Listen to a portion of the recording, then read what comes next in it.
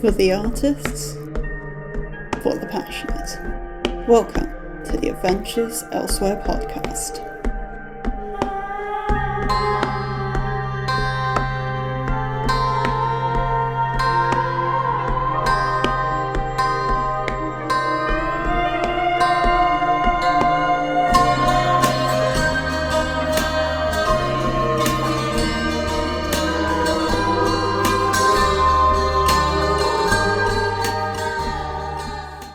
Right, hello everyone, and welcome back to the Adventures Elsewhere podcast. Or welcome, if it's your first time. I am your host, Jade Black, and today I'm talking about working titles. And this is a slightly funny one for me, because I now have a plethora of them. But when I first came across them, it was actually in the music industry, and people using working titles for songs, or for EPs or albums. And I always just thought it was actually a massive waste of time. I didn't really understand why people would do this, because wouldn't they remember?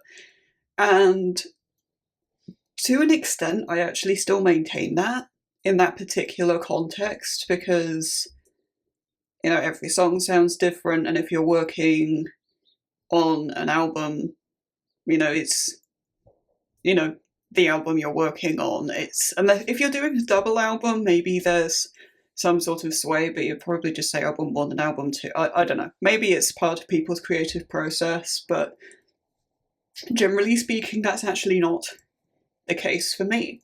So why I started making them was actually just to keep track of concepts, and that for me is the sort of difference there, that the context I'd always heard it in was always when the project was, basically finished, or in terms of an album, it was the only thing people were really working on. So I didn't really understand that. But having a whole ton of ideas and concepts and trying to keep track of them, that's the scenario to me in which it actually does make sense, and there's quite a lot of merit to that. In terms of when I started making them, this was actually midway through the determined ones. I'd say about halfway through writing Mr. Nakagami, I started doing this. I mean, Mr. Nakagami, I knew the title from before I started writing it, because it was just incredibly obvious what there was going to be. But with others, because it got so big so quickly, the whole world, trying to keep track of everything did start to become a bit of a problem, because at that point I wasn't really sure whether the compendium format would take one book per character, or whether some characters would have two, and then there would have to be some amount of distinction. Because before that, and I still do this, it was very much, this is Ai's book, this is Haru's book, this is Shinichi's book, and a lot of it is still like that in my head, about 50% of the time. But for a while, it was actually I who potentially had two, so it's like, well, I need to differentiate these somehow. So the working titles came in. And I actually quite liked this, and I found this to be a somewhat decent part of the creative process, at least in certain contexts. I'll get into that more later. So I just kind of stuck with it. And I have done an episode on titling before on this podcast. I mean, that was a very, very long time ago now, where I talked about the Bowie method of titling and how that's also sort of adapted from songwriting, funnily enough. And there's a whole episode about that. That's actually one of the pretty good early ones I did.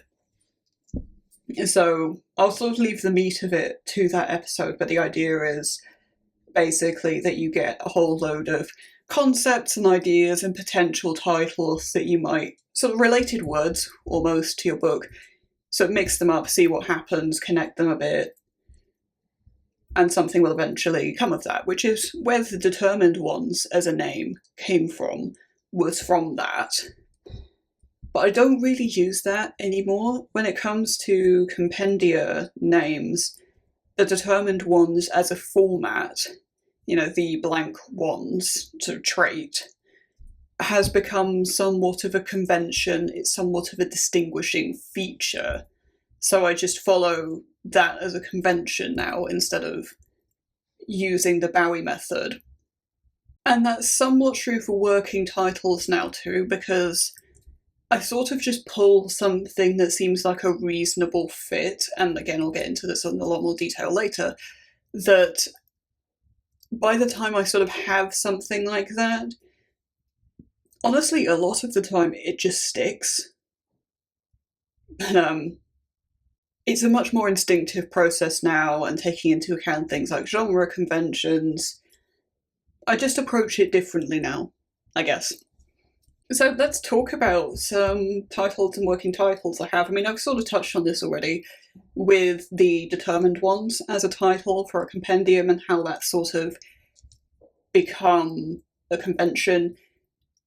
The determined ones originally didn't have, it never had a title before that, and I was actually torn between two for the determined ones, one of which obviously stuck, and the other was the tormented ones, because I thought, a lot of these people actually do just go through a lot, and there are things that will haunt them because of that, and a lot of that is actually a backstory. But Haru actually got in the way with this one, because that's sort of not him. I mean, by the end of Mr. Nakagami, sure, he has, his traumas and whatnot, but Haru had, for the most part, quite a sheltered and happy upbringing. He actually didn't have that, and we start with him in Mr. Nakagami at like 18. And while, he goes through the mill in that book in his own right, it just didn't really seem to fit. And knowing especially that that was probably going to be the first release, I just couldn't go ahead with that. But I liked the name, and I like the concept behind it, so I have kept that. But with the other hard concepted compendium I have, the idea of having a sort of character trait as the middle space didn't quite fit, because it's much less unified. In the determined ones, you have quite a clear set of people who have this drive to achieve what they want no matter what. That's kind of the idea. And with the tormented ones, I mean, the title sort of speaks for itself. These people are grouped together by that torment, almost. But the other hard concept doesn't really work that way, because in many ways it's a compendium of two halves. And there's not really a way of linking all of those people together particularly well when they're so divided inherently. It just kind of didn't really work.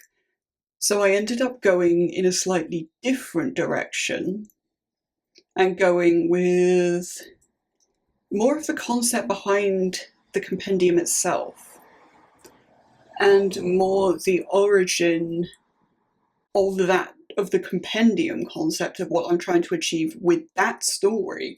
Because with the determined ones, to draw a comparison, the idea is to tell the fullest story of that 40 years. So try and tell that story in as much detail as necessary and as is possible. Are there things that are inherently missed with the lineup that I have? Yes.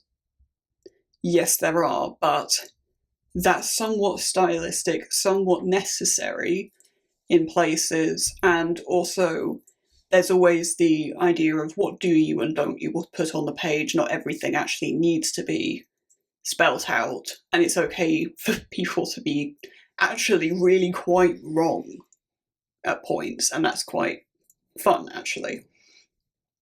And the tormented ones also take some very similar view, actually, of this sort of period of time that's arguably even more turbulent, actually, and telling that in a fullest story. However, this third hard concept in many ways is the same, but is also different because it's not about a particular era or particular period of time in the same way as a particular land-defining event, and the build to that and what happens after the fact. It's not centered on a period of time so much as it's centered on one particular event.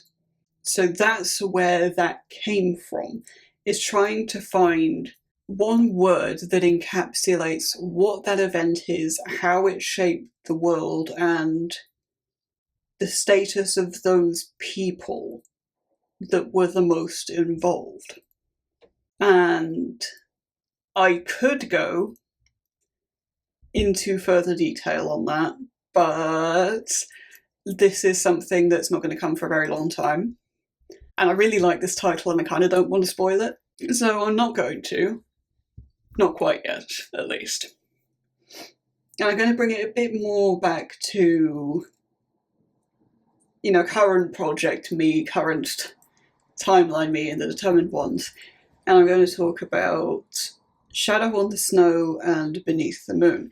And I did actually talk about this the other day on Twitter. I did sort of mention this briefly, that originally, well, how it is now, is that Shadow on the Snow is Shinichi's book, and Beneath the Moon is Helga's book.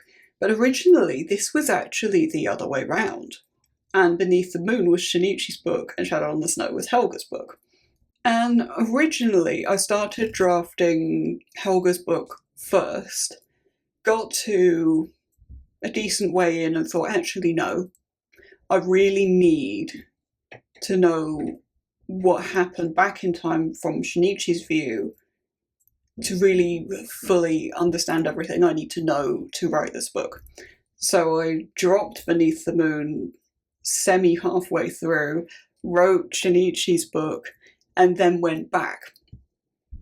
But very quickly, in the initial phase of Beneath the Moon, I changed the title to that, because I just didn't think it worked, actually, that in Beneath the Moon there are a lot of late nights, and this is true in Shadow on the Snow as well, for what it's worth, but there are a lot of late nights, and it's a lot of being hidden. It's a lot about what people don't see. So that whole idea of, the moon is this, it's a focus pull in any photograph or painting or anything about the night, really. The moon is always a focal point. What's beneath it, you quite literally don't see. If you talk about what's directly beneath the moon, because the moon emanates light, any stars that would be directly beneath it, you don't see. So that felt right for Helga and for her character as well. There are a whole load more connotations to that. But that was a key thing that I felt really worked for her book. You could argue many of the same things for Shinichi, but he is also such a focal point that it sort of actually didn't make so much sense for him. And a lot of Shadow on the Snow is about the snow and the weather and the mountains and the idea that Shinichi is the shadow that people fear made a lot of sense. It's a very much in my brain sort of thing that doesn't really translate very well. Perhaps not until you actually read both books. And you could easily make the case for what I've said applying to either character or both. But there are so many other connotations that just somehow made more sense to me. Basically, vibes win is what you need to realise of that, I guess. I do have some other working titles that I think will stay. I mean, I have working titles for just about all of my future concepts, but these are the ones I think might stay. And I'd like to just talk about these briefly. So the first is Bronze Khopesh. And I like this one a lot. This one was actually a real pain to get to, because this project has a lot of scope to it. This is one of the ones that's a lot more complicated. This is one from a compendium set later in the timeline. This isn't going to give away anything about who the POV character is unless you're really, really paying attention in Black Executioner and joining and having your own sort of theories about things. But so a Khopesh is a particular type of sword, and it is a Malison sword. People don't really use it anywhere else. This is the sort of standard one-handed sword that many Malisons wield. Yeah, they have a standard sort of two-handed sword in a falchion and a standard one-handed sword in a Khopesh. Obviously they have other swords, but those are like the most common ones. And the bronze is where the sort of tell is for who this character is. Because in the Malison military, there are a lot of custom armour designs and things like that. You know, it's generally plate armour that people wear in Malison. And to an untrained eye, it looks fairly random almost, and a lot of people at, you know, more senior military ranks do get a lot of license to customise their armour. But if you're a general, you have one of the defining traits of a general's armour is an amount of bronze. And you could go full bronze plates if you wanted to, but you know, Malisons have an eye for fashion. That's sort of tacky and sort of, you know, look at me, I'm important, so you only really do that if you're an asshole. Keep that in mind if you're in view to read Black Executioner, by the way. You know, so long as there is some bronze on your armour, people, you know, that's the sort of tell. So whether that's a bronze plate or like bronze edging to plates or stuff like that. So what you can see from this is a book that's written from the POV of a Malison general. And I'm really, really excited for this book. This is a character I absolutely adore. And it's it's very easy not to spot quite what their relationships are with other people and just how many people they are involved with. This one's going to be a lot of fun. It's going to be really difficult, but it's going to be a lot of fun. Now the second one is actually from the same compendium, and this one is Keys. And I really wanted a shorter title for this one, a one-word title, because this is a psychological thriller, which is one of my all-time favourite subgenres. I love psychological fiction, especially psychological horror. And I thought a one-word title would really broadcast that that's what it is, but also the particular word used matters because this character is a pianist. That's not his, you know, full-time job or anything, but he does play piano. That's one of the things he does.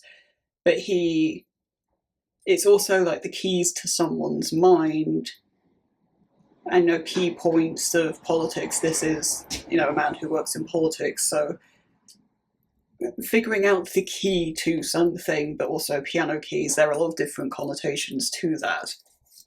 And I thought having a word that's that broad with that many interpretations and that many references in the text, invariably, would be really neat for a psychological thriller.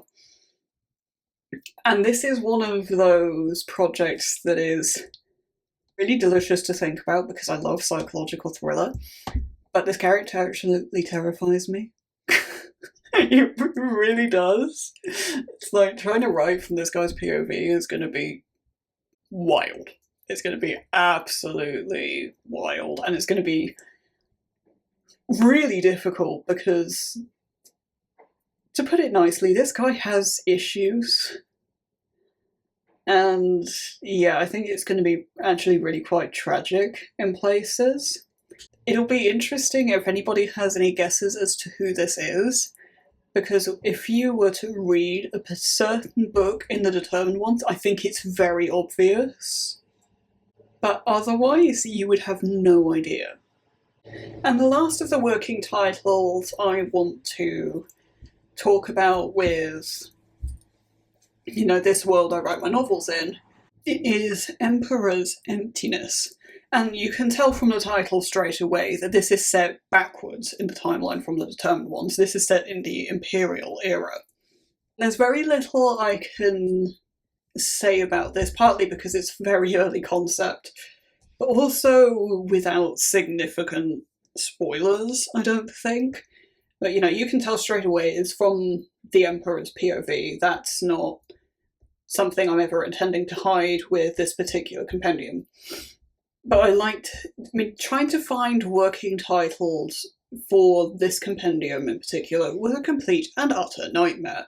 I went through so many conventions to try and find anything that would fit, and this is the one I went with sort of character and something very key about their story that, on the one hand, says a lot, on the other hand says nothing, and makes a lot more sense once you've read the book. Once you know what the story is going to be. And yes, that does mean it makes a limited amount of sense to me as well, for what it's worth. Pantsers. But this is kind of... It's also a lot of a vibes title, the idea of emptiness, that this emperor is... Maybe that's not what he actually wants out of his life, but, what choice do you have if you're born into that? And the idea that sometimes things are already in motion and it's too late, and what that does to someone, what that does to a man. And it also speaks of his personal life. How do you really become friends with the Emperor of the land? How do you have close relationships as the Emperor of the land? He's a very fascinating character to me.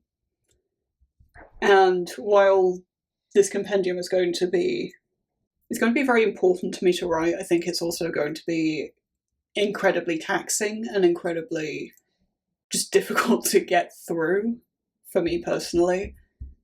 But yeah, this is one that is actually a working title with the correct convention that is actually going to stay in this compendium, because again, I have just about all of them, but this is the only one I actually solidly like. But working titles for me really shine when you get to my novelettes. This is where I find them by far the most helpful, because with the best will in the world, with the compendia, I can very easily say, oh well, this is I's project, this is Shinichi's project, this is, so-and-so's project. And by conventions and things, I know. Because I've sort of set in stone at this point that each compendium will, a character will not get 2 books in the same compendium.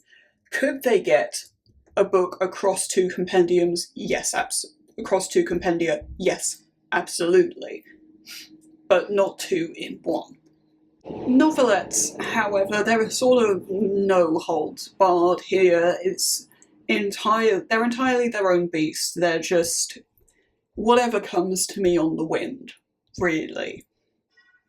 So there's sort of a special importance there, because it's much, much easier to lose track of them completely. They're something I don't live and breathe in the same way. They are just random leaves on the wind that flutter into my hands, and they're not really related to anything else, with the notable exception of Count the Stars. That's the only one. So trying to keep track of that is particularly difficult, and this is where, but I like it to be a bit more than just a sort of label I can put to a concept. I like it to also be a reminder of what the concept is in very few words. It's a sort of little thing I can read and go, oh yeah, that's, this story with this sort of theme, or this character, or this trope, depending on how that's manifested, how that's come to be built as a concept. And a lot of that also can follow genre conventions as well. So that can help to remind what it is. If it's, a story that could be in multiple genres, but I want it to be in this one. And also understanding genre conventions and trying to understand maybe what a final title should or shouldn't be. And there are several ways I come to novelette working titles, none of which are the Bowie method, because that's incredibly difficult to use until a project is either a very hard concept or finished, and that's just not the state that these are in until I've written them generally. I don't generally have particularly solid concepts for novelettes, that's sort of not the point.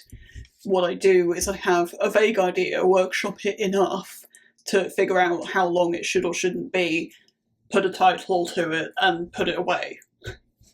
So there are three sort of ways that I come to these sorts of titles, and the first is actually by song lyrics or song references. I mean, I'm a composer, I've always been a huge music fan. I listen to jazz, I listen to metal, I listen to Kaya Project, I listen to all sorts of random stuff with lyrics, without lyrics. And my brain has a particular memory for music and song lyrics and licks and things. It just it's a mine of useless information, which is also a song reference if you know it, by the way. There are two notable examples of novelettes that have working titles along this. And I know I've recorded episodes mentioning both of these. I don't know if they'll be uploaded by the time this episode goes out, we'll see. But the first is Alone on This Night, which is half a lyric from a Johnny Hartman song. I'm a big Johnny Hartman fan. His voice is beautiful and I highly recommend. But this story is a noir, and the idea sort of behind this story and why it has this title is that the protagonist is a man who basically has his life turned upside down, and he is suddenly alone. And a lot of the story takes place in the evening and at night time, and about sort of getting dragged into the rougher and more criminal side of nightlife a lot of the time, and sort of corruption arc, sort of. So if I read Alone on This Night, immediately I get the song in my head. So, it's jazz, it's noir, it's 1940s, I think, which is, a lot of early Johnny Hartman is also 1940s. And the idea of being alone and night, it all just sort of cements very quickly in my brain. So that's where that comes from. The other very notable example is The Night Theatre. That is not a lyric, but it has since been renamed to use, again, like a couple of words from a lyric of a song. Okay, so to talk about exactly how I got to this is going to sound as unhinged as that story, so bear with me here. I wanted to make a playlist for this song, for this novelette, because I like to have a playlist while I'm editing in particular, because I previously have had problems with over-editing and getting rid of all of the sort of detail of character moments and all the sort of vibes and little details that really solidify things in genre sometimes, or just make prose sing a bit. I've notably had problems with that. So having a playlist that solidifies a vibe, solidifies the sort of feel and mood of the piece really helps me avoid that. So I was going through my music library, making a playlist, and part of that just sort of ended up, and this is something I don't really do, was finding character theme songs. This is a multi-POV story, and I just sort of found a couple of songs and thought, oh, this could be so-and-so's theme song. And it just sort of spiraled a bit out of control. And then from there, I was thinking about, well, some of these characters are sort of very loosely AU versions, alternate universe versions, of other characters I've written. And what are the sort of key songs from their playlist? The sort of song where I look at my playlist and go, oh yeah, this is the song that always really strongly reminds me of Mr. Nakagami.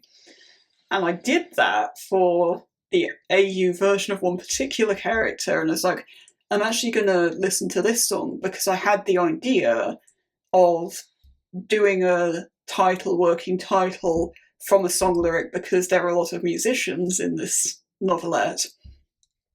So listening to the key song from a different version of the character who I got to from a theme song from a playlist for editing, and I heard half a line and thought, that's it. Yeah, creativity is weird. I really, really like the title. It sums up everything about the origin of this project and where it originally came from. And that's why I really don't want to reveal what it is quite yet, because it's almost just too perfect. And I know that it is absolutely going to stay. It's one of those titles where I'm just really happy with everything that it encompasses. So another type of title that I do, and this is sort of similar to the lyric thing, is I make it a reference to something else. And for me, this is usually video games because, game designer, big gamer. And again, I've picked out two notable examples of this. And the first is No One Gets Out Alive. And if you're familiar with The Long Dark, you know what that is. It's a particular type of community-led survival challenge. There's a survival mode in The Long Dark, and there's a particular set of settings that people have made and sort of dubbed No One Gets Out Alive. And that's sort of the idea with the story as well, is it's a survival horror, because I always wanted to write that. And, I'm a big fan of The Long Dark, so there are a few sort of crossover vibes elements, and the idea is that, it's a tragic ending, no one gets out alive. So I read that, I know instantly what story that is, and some key elements of its construction. I don't know if I'm going to have, being hunted by a bear or anything like that. I might, genuinely. I might not. I'm not going to get, attacked by a moose, because I'm still really annoyed about that one survival run I had where I just got spawn trapped by a moose. I might have to shoot a moose in that story just because of that, but yeah. Also, if you haven't played The Long Dark, I just highly recommend it. It's a really good indie game. The other notable reference-based working title, and this one is really recent, and this one is not going to stay, for sure, because, yeah. I'm just actually thinking, as I go to read this out, that there are probably a lot of people who are younger than me who have absolutely no idea what this reference is, and that makes me sad. But it is, as it stands, Secret of the Haunted Books. And I know that this game actually references other things with its own titles, so it's possible that this is a reference within a reference, but to me this is a reference to Mario 64. I'm a big Mario 64 fan. One of the first games I ever played. And this has nothing to do with that star. It's not particularly creepy, it's not a haunted mansion or anything really like that. It's not a dark story. This is actually a paranormal romance. story idea. And the idea is that it's, set in a library, so it's sort of actually not that close, but it's close enough that I know what it is at a glance. And this concept is a lot more vague. I have much less of an idea of what this story is going to be. Like I said, it's actually incredibly recent, this whole idea. I mean, basically what I've told you is just about all I have. It's going to be maybe 1950s, because I don't really go beyond that with fiction that's set in this world. I just don't want to deal with it. But sometimes when it comes to working titles, I also just go by genre convention as well, because sometimes I know so little about the project that I don't really know what else to do with it. Or it's just closer to an actual title I might keep, or it's a genre that I didn't necessarily anticipate writing. It's a genre that sort of requires quite stylistic titles, or it's just very heavy in the sort of genre fiction side of things. And there are actually 3 examples I have of this. And this first one was a working title I actually really struggled to come to. And this one is This Cursed Skin of Mine. And this is... I sort of got this title from thinking about the title for one of my favourite vampire stories, Our Own Unique Affliction, which I highly recommend. Because it's not vampire, it's werewolf body horror. So I wanted to get a sort of similar vibe to Our Own Unique Affliction's title. And that's sort of where I went with it. It's This Cursed Skin of Mine. It has a similar connotation. And the idea is, just that it is. And again, this is a very vague concept still, but the title tells me everything I need to know, that this is a horror and that it's the werewolf project that I have, and that it's, again, not a happy story, it's quite grim. It's a very vibes project at the minute, and it's a very vibes title, so it all just fits quite nicely. And I feel like it fits genre convention reasonably well. I might change my mind on that, should I ever look into taking this project further. But we'll see. Now, this one I might change just because I think it's maybe too similar to a literal book I have on my shelf, and it might just not be quite accurate to what this project will turn out to be. This is the Rainswept Marketplace. And I really like this title, I just don't know whether it's accurate enough, basically. And this is, you can probably tell, a litfic. I love litfic. I will say this at any opportunity I get, that I love litfic. And I really, really want to write it. And this is my first hard concepted foray into it. And it is the idea that it's this sort of...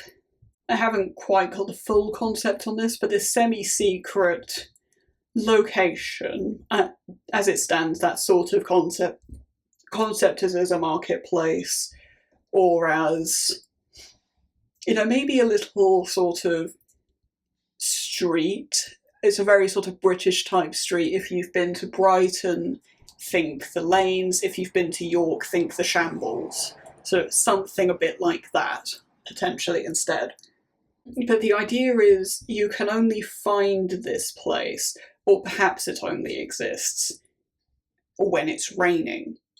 Because I really like rain. I'm a huge rain fan. Listening to rain when I'm trying to sleep, or just listening to rain in general when I'm reading, going for walks in the rain and, getting rained on.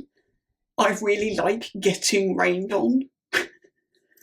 So I wanted to, in many ways, romanticize that, bring to people how how much of a good thing rain can be and sort of challenge people's perception on rain, almost. But this is also a story of grief and of healing. And again, this is a thing with rain for me. I find rain to be incredibly calming, whether I'm just listening or whether I'm being rained on. It's a nice experience. I really like that. And a lot of it is also about sort of thinking about, well, why do we live? What is it that we choose to live for? Which is maybe a bit more profound than anything I usually do.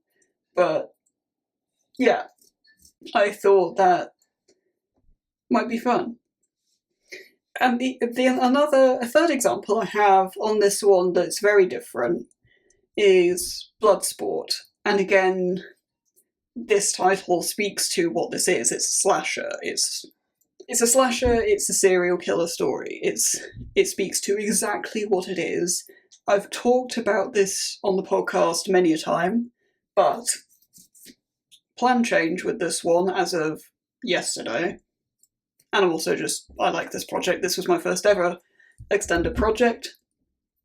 You know, the concept's still kicking around, still playing with it, because to this day, I still think there's some merit in it. I had so much fun with it, and I still want to do stuff with it. So this is still around. And I have seen a subcall that is open until the end of the year that it might fit. Now, bear in mind, not a single word of this has been written yet. And I am currently working on a different side novelette, which is called Hypoxemia. And I'm actually going to give you a quick rundown on the title of that as well. That's sort of named after the sleep disorder it came from, Very Vivid Dream. I've talked about this on the podcast before. I recommend a Joker Pack episode for that, but just a little note on that. I am currently working on Hypoxemia. I would estimate, as it stands, I'm about halfway through the first draft of Hypoxemia, maybe a bit less. So I don't think it will take that much longer for me to complete that first draft. I don't intend on editing it anytime soon. I do not intend on publishing it anytime soon. So there's no reason to edit it anytime soon.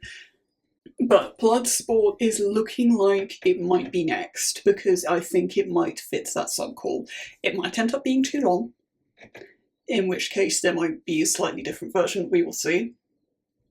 But keep your eyes peeled for this one, because I think I'm actually going to start actively working on it soon. I mean, by the time this episode is up, I might be on the cusp of working on it or actively working on it. We'll see.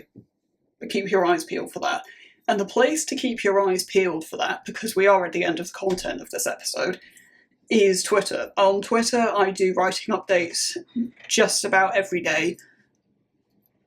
And I also host the monthly Thrills prompts. By the way, it's coming up to the 4th year of running the prompts, which is bananas.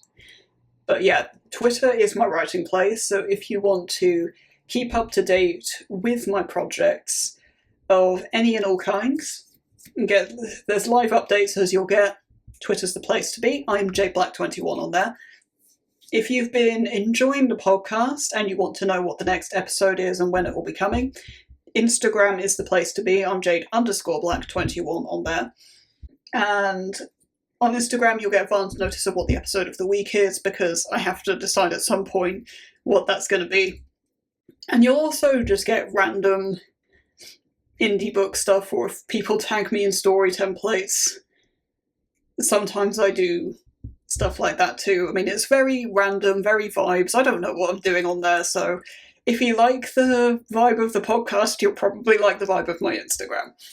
I'm also on Pinterest. This is a place where I have art and world building. I'm jade_black21 on there. Once the winner of Art Fight is announced, if it ever is, you'll see my Art Fight highlights on there. That's more the attacks I made. I received some absolutely beautiful attacks, but I don't have permission to post them, so I don't want to.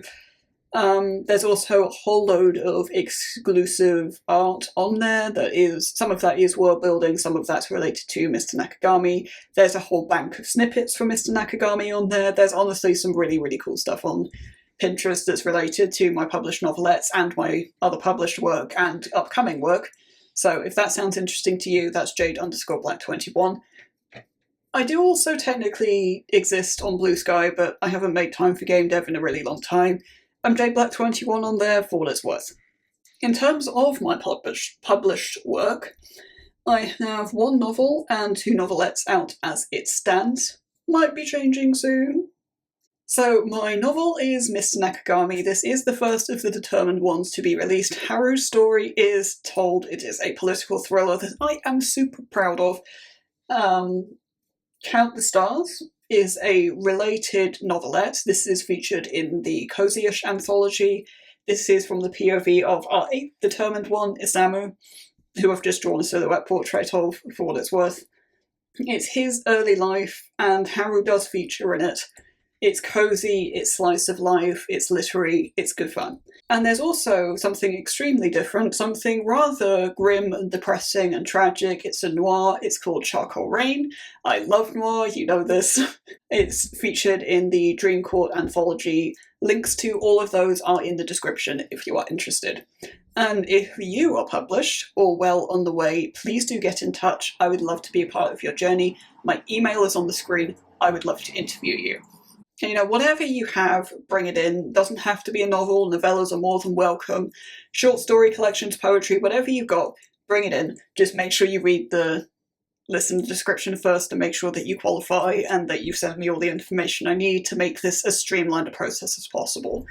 Couple of things to note. Indie and Self Pub, you are the people I want to hear from. Trad Pub, I might consider you. Also worth noting that from now on I am prioritising dark literature because there are Sophie spaces for indie dark lit and I'm trying to be the change I want to see. And no, dark lit does not include dark fantasy. But until next time, you have a wonderful rest of your day.